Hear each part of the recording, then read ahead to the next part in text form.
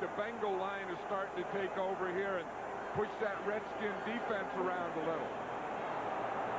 I'll guarantee you one thing, that Redskin defense now is going to be very cautious of that play pass.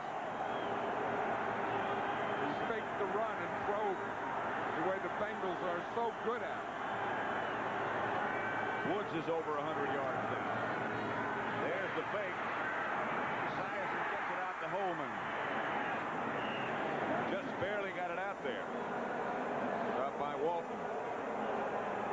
This is one of the things that the Bengals do well, and Esiason does well at faking, bootlegging, getting outside the rush. You see, they knock down Charles Mann so he can get outside the defensive end, but he has the two linebackers there.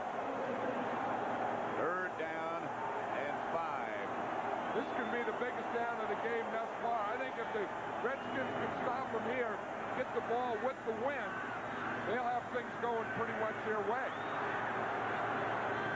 Brooks is split wide to the left. Marshall went out with him, and now he comes back. Esiason chased out of the pocket. Overthrows Holman, but a flag on the play.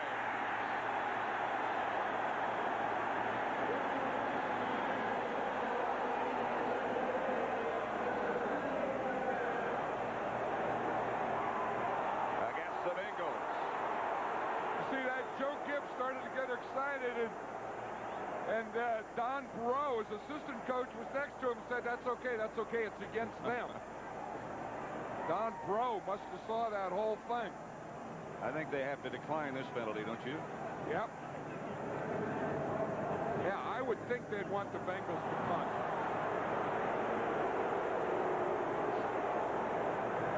Pass interference, number 21 on the offense. Penalty is declined. 4th down. You see James Brooks up on top. He just goes and blocks Walton. What it was, I guess that's what they called. I don't understand that move. Well, it's a pass play. And they said that he just went down and interfered with the defender. But Boomer was... Lee Johnson back to punt it.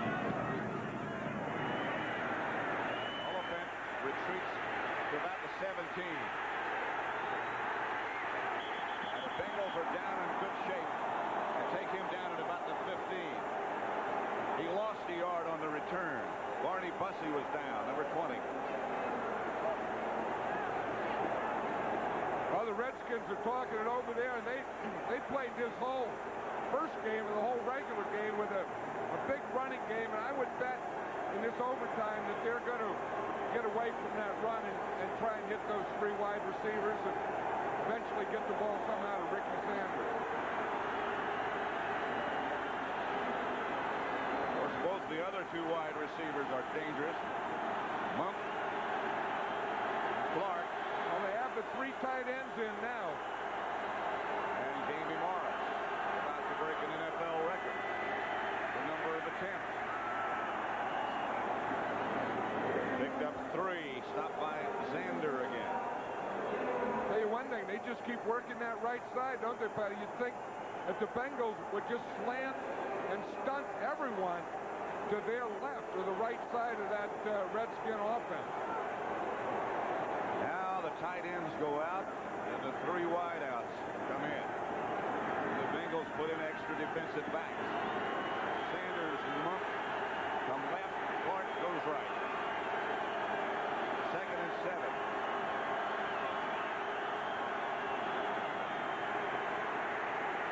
Monk hit right at about the 20, maybe the 21 by Eric Thomas.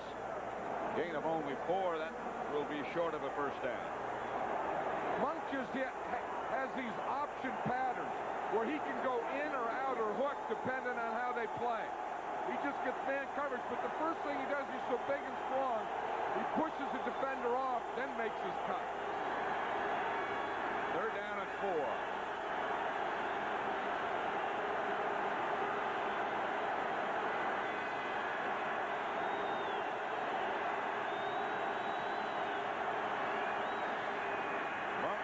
block. That's going to be close to first down yardage to Gary Clark. 3rd and 4. That's about what he got. Yeah, he knew what he had to get. He just got beyond that stick, and then he sat down in a hooking motion. Now they're going to measure. Gary Clark cut this about as short as you can. You see, he knows he just has to get beyond the line there. He does, makes the move, and hopes that he had enough. He had enough. Just enough.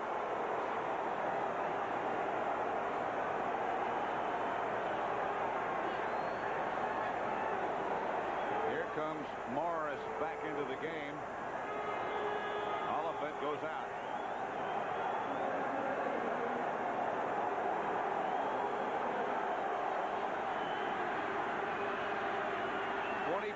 Times Jamie Morris has run to his right, 14 times up the middle, and only 4 times to the left.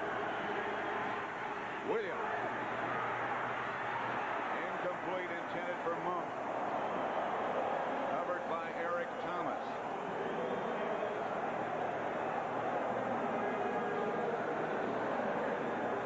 Remry has played well.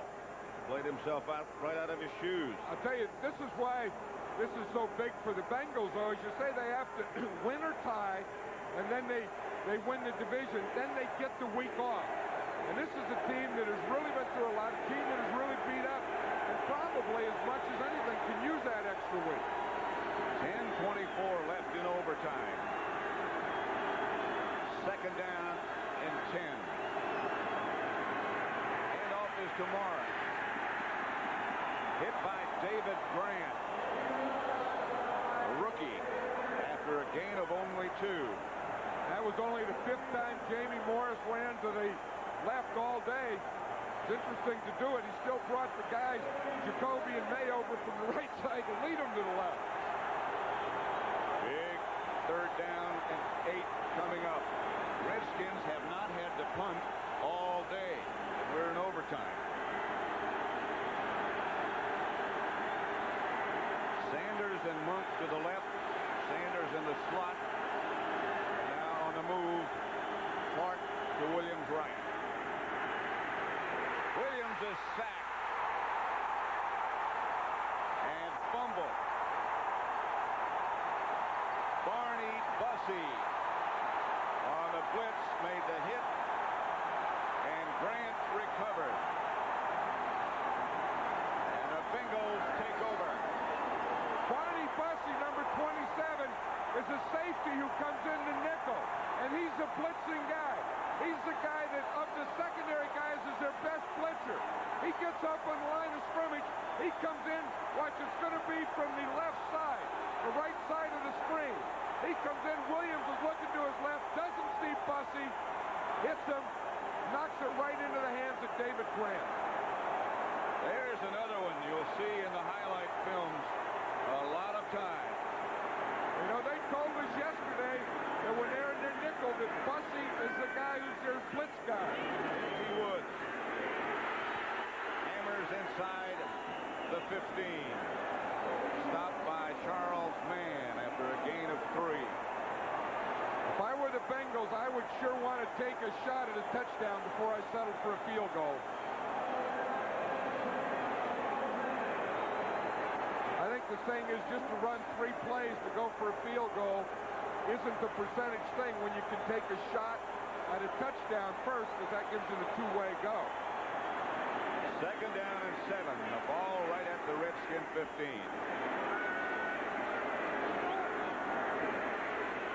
Wood to the 10. To about the 3. Stopped finally by Alvin Walton. A gain of 12 by the rookie. Hey, this guy is some rookie. Starts to the left, runs into his own guy, nothing there, bounces it out, turns upfield, puts his shoulder down into Alvin Walton. Walton's one of the best tacklers in the league, though. He's not going to get by him. 1st and goal from the 3, and Jim Breech is in the game. They want to go ahead and finish. I don't know. I still believe in taking one more shot at the field goal before you do at the touchdown before you do this. Schoenert will hold it. They want to give the Redskins Breech a chance to think about things, and they call a timeout. For one thing, there's 8 minutes and 6 seconds left, so time isn't the thing. It's first down, so downs aren't the thing. So even if they do this, I know the only thing he's thinking of is if he's going to kick the field goal now, that he doesn't want to take the chance to get a turnover. It's first and goal at about the 4-yard line. Call it the 3-yard line. In overtime, the score tied 17-17. And Jim Breech, the father of 6, has this victory on his shoulders. Well, they just called Jim Breech over, and Sam White talked to him. Had no idea what he'd want to tell him then. Unless it's a bad snap or anything, don't kick the ball because it's only first down. That's probably what he told him. If you're not comfortable with anything, we're still close enough and we still have a lot of downs. And so Breech, with Schoenert holding, will try from just outside the 10-yard line, just over a 20-yard attempt. Almost like an extra point.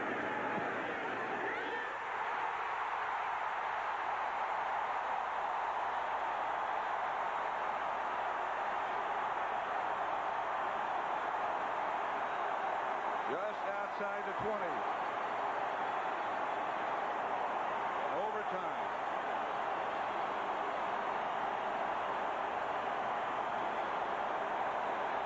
The Cincinnati Bengals, the AFC Central Division champions.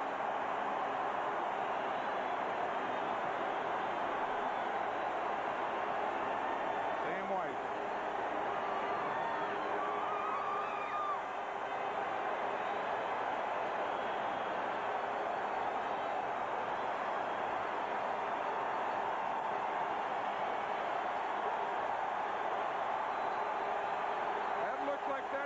Sam White out of a trance. He has just won the Central Division. First time since the Super Bowl year of 1981. So the final score, Cincinnati 20, Washington 17.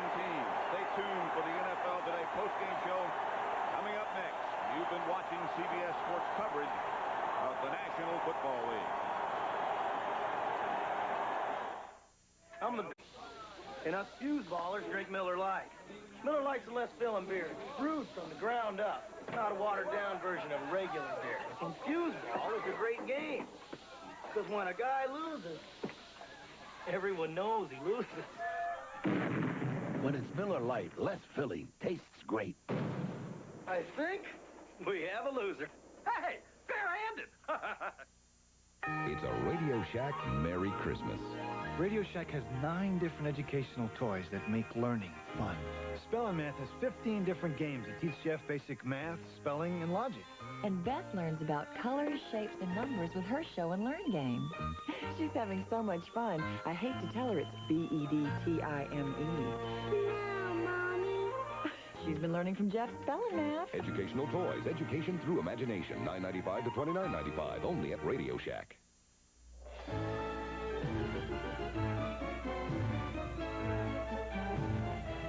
United Airlines, from the ground up, rededicated to giving you the service you deserve. Come fly the friendly skies.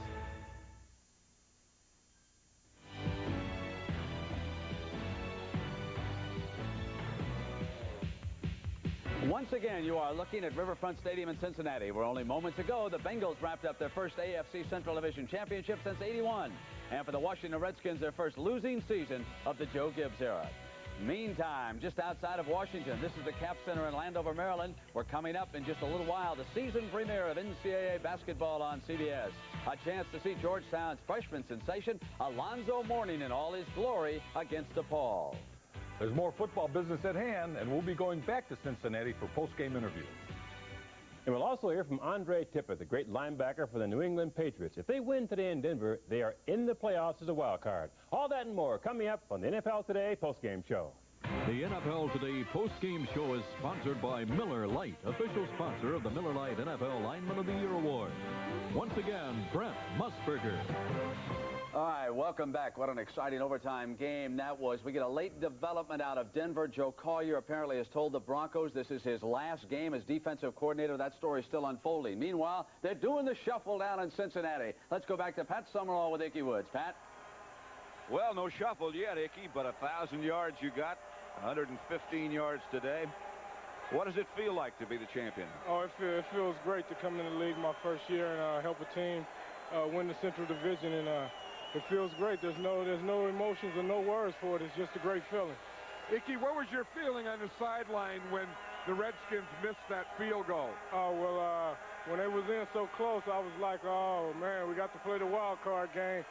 But the guy, Shank, didn't hit the goal post, and I said, oh, yeah, we're back in it, And we won the toss, and they held us, and then our defense came up with the big play for us to win it.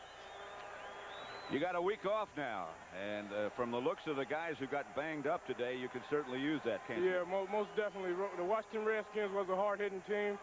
We came out hitting hard, too. They had a couple injuries. We had a couple injuries, and the week off, I think, will really help us. Well, we offer you our congratulations on a great year and a great season for you and the team. Thank you very much. Thank you, Ickey. All right, appreciate it. Let's go back to Brent Musburger. All right, Pat, thank you very much. And from Cincinnati, we'll go to Landover right now because I understand from James Brown there's a late lineup change for DePaul. What's the situation, James? All right, Brent, indeed there is a late lineup change. DePaul has a tough task ahead of it playing Georgetown. 4 out of the top 8 players are freshmen. DePaul will be a lot younger as the senior starting forward, Terrence Green, will not be starting because of an abscess too. Billy Packer had an opportunity to talk with head coach Joey Meyer to get the latest on the playing status of Terrence Green. Well, Joey, you know how to make things exciting, like you don't have enough rookies as it is. What's the story with Terrence? Well, he has an infected tooth, and he missed some practice yesterday, so I decided to just go with the freshman because Terrence missed practice. But I think he's all right. He's struggling a little bit from the medication more than anything else, but I think he'll be able to play. So you expect to get him in that lineup if things don't go well early for the young guys, huh? Well, with 3 freshmen, I really got to try to make it interesting. Then the first-year player, Neiman, he really hasn't played that much. So, yeah, Terrence is ready to come in there, and I think at any time.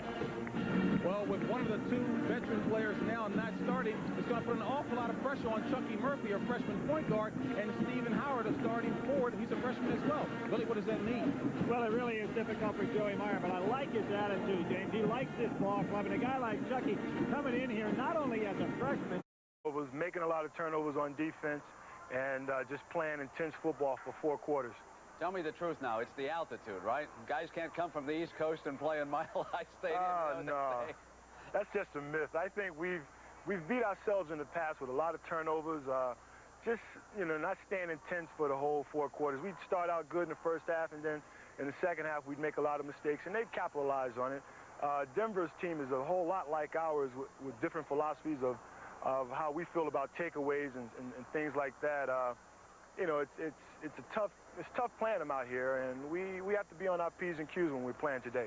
Andre, what's your reaction to Tony Eason being the quarterback rather than Doug Flutie? Hey, I don't care who the quarterback is.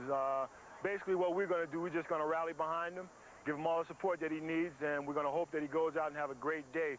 The decision is on Raymond Berry, and he made it, and we all got to live with it. So it's no big thing with us. We're just going to rally behind Tony and hope that he has a great day today. I get the feeling, talking to you, that you guys are really optimistic today. Oh, yeah, very, very. We realize what we have to do. You look at some of the games that we've lost in the past. Early part of the season, we didn't even believe we'd be here.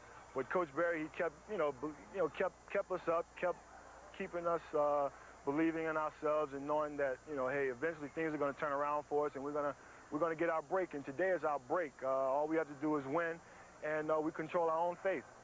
Now, meanwhile, Dick, the big story as far as the Broncos are concerned, there will be a shakeup within the coaching staff, within the assistants. Joe Collier reportedly told the defensive players that this probably will be his last game. He's been there 20 years.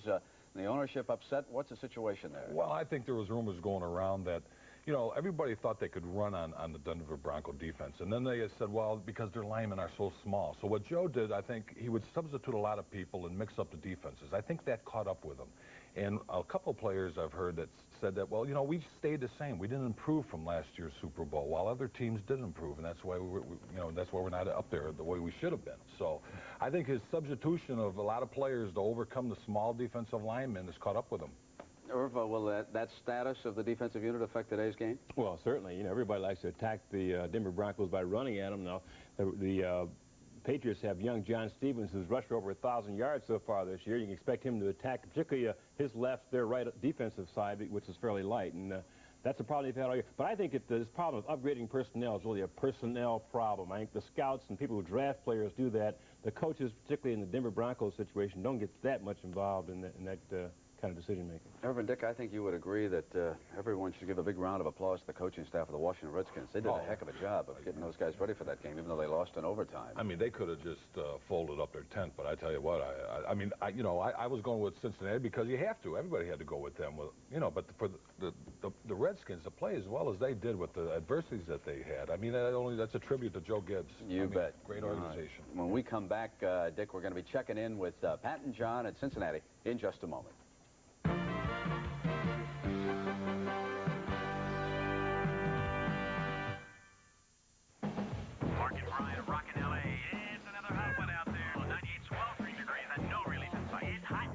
Right now, the only thing that would taste better than a nice cold one is a cold filtered one. Man, I sure go for one of these. Because if you want a beer whose rich, smooth, round taste hasn't been changed by pasteurization, we've got it down cold. Right. Cold filtered Miller Genuine Draft. It's as real as beer gets. We have a slightly revised forecast. Go. Christmas, marked by Santas, holly, and the welcome presence of Alka-Seltzer. Fast relief of heartburn with headache, accompanied by jingling bellies. Alka-Seltzer, the other holiday tradition. What happened when Sony put this color TV and full-featured VCR into this machine? They shrunk. Introducing Sony Video Walkman. It takes video out of your home and into your life. More and more men are keeping their bodies in shape. Their faces, too. Shaving's rough on your face. So every day, after every shave, splash on Skin Bracer. Skin Bracer cools, soothes, tightens pores. That's the tingle. Smells great, too. But Skin Bracer's not cologne. It's skin care you need. That's why more men are saying... Thanks. I needed that. Skin Bracer takes care of men who take care of their skin. Skin Bracer Aftershave. By men. Coming up shortly now, look at Georgetown's sensational freshman Alonzo Mourning up against DePaul, and that's right after our football coverage. Irvin, Dick, if we pull out one play in overtime that was the key play, I think we certainly have to agree it was the fumble. Well, it's pretty much an indication of the Washington Redskins' entire season. They came into the game with -22 in the turnover ratio, and in overtime, Doug Williams goes back to throw the ball, and he's hit by the nickelback, young fellow Barney Bussey. Now watch him come through on the Red Dog. Hits Williams, he gives the ball up. Cincinnati Bengals recovering from there. It was a winning field goal in overtime. You know what's ironic about it, Brent? I mean, you know, they didn't get to Williams all day. I mean, the offensive line did a great job. I mean, the Redskins, I mean, they were opening holes to run the ball, everything. Boy, the one time. And that was, of course, the safety blitz, and somebody messed up. Maybe didn't pick them up. Yeah, Dick and Irv, let's go back out to Riverfront to Pat and John. I know it's a little nippy out there, fellas, but thanks for staying a little extra for us today. Pat? Well, a little nippy is a little conservative, Brent. 20-17, the Bengals, as you've been saying, the AFC Central Division champions. We had a chat with Boomer Esiason and with Dickie Woods, you had earlier. And John Madden had what I think is a very pleasant moment of conversation with the Bengal quarterback, Boomer Esiason. Let me ask you this. If I said this to you, who would I be talking about? They work the hardest. They're known the least. But who cares? Sal, they are the reason. Hey, John, this is my high school coach right here, Sal Champion. This is the man who said that right here. And he says he's going to come up in the booth and says if you take it away from him, he's coming after you. No, that's Sal Champion. He was Boomer's high school coach, and that's a prayer of the offensive lineman. And they played a well of a football game. When we were on the field, they controlled the line of scrimmage. And like I said, you'd all starts up front, and all year long they played wonderfully for us. Boomer, Sal congratulations. Excuse me, Sal wait a used to minute. block Dick Butkus. Yeah, Sal used to block Dick Butkus. What'd you do to Dick Butkus, Sal? I just about held my own, Boomer. Don't lie to anybody. Dick Butkus mad at me. I named the dog after Dick Butkus. You know, we know the happy day, the holidays will be happy days now, Boomer. Yes, Thank they you. will. Thank you very much, guys. Thank you. See ya. So again, the final 2017. I hope Butkus is not mad about things. Back to you, Frank. You're never angry about stuff like that. You know, the thing he didn't tell you, that guy was 6'7" before I hit him. Everybody's naming dogs after you. I don't understand. I don't know either. All right. We will continue live here in just a moment on CBS.